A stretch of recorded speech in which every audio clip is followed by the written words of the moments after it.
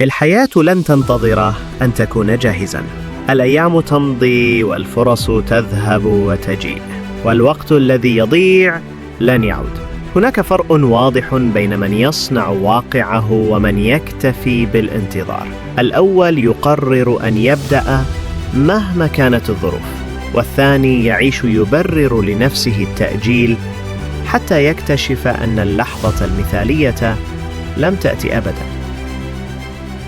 تطوير الذات ليس رفاهية، وليس أمراً مؤجلاً لوقت الفراغ. إنه واجب عليك تجاه نفسك ومستقبلك. هو القرار بأن تصبح نسخة أفضل منك كل يوم، ولو بنسبة بسيطة. هو أن تتعلم شيئاً جديداً، وتكتسب مهارة، وتبني عادة تقربك من أهدافك. هو أن تكسر قيودك، وأن ترفض أن تظل في نفس النقطة عاماً بعد عام. ابدأ بفهم نفسك. من أنت؟ ماذا تريد؟ ما الذي يجعلك مستيقظاً في الليل تفكر فيه؟ حدد نقاط قوتك لتعززها، وضعفك لتعمل على إصلاحه. لا تسمح لحياتك أن تسير بلا خطة، ولا تترك نجاحك للصدفة. من لا يعرف إلى أين يسير قد ينتهي به الأمر في مكان لا يريده. الناجحون لم يولدوا مميزين كما يظن البعض. مروا بالإخفاقات، سقطوا مرات عديدة، لكنهم نهضوا كل مرة.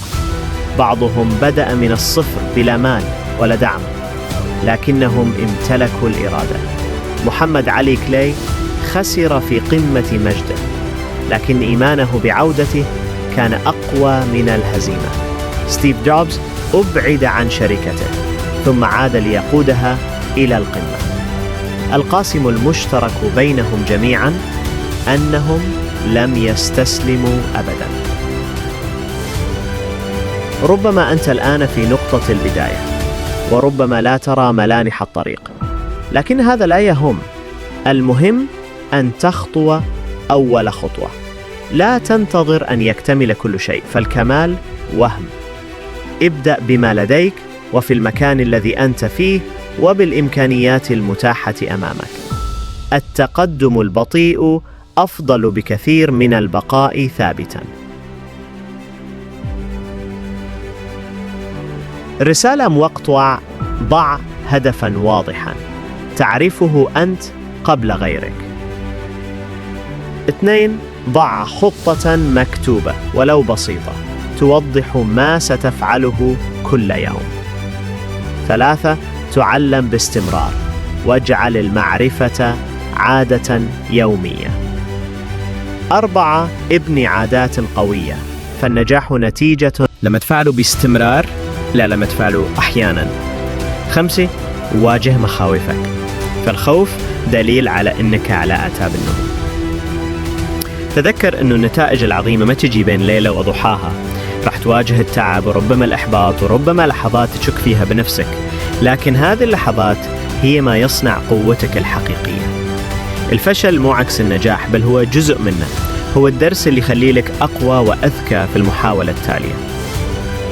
لا أحد يجي بينقذك من حياتك إن لم تقرر أنت ذلك. الفرص لا تطرق باب من لا يبحث عنها. الحياة مكافأة لمن يسعى، وعقوبة لمن يكتفي بالتمني.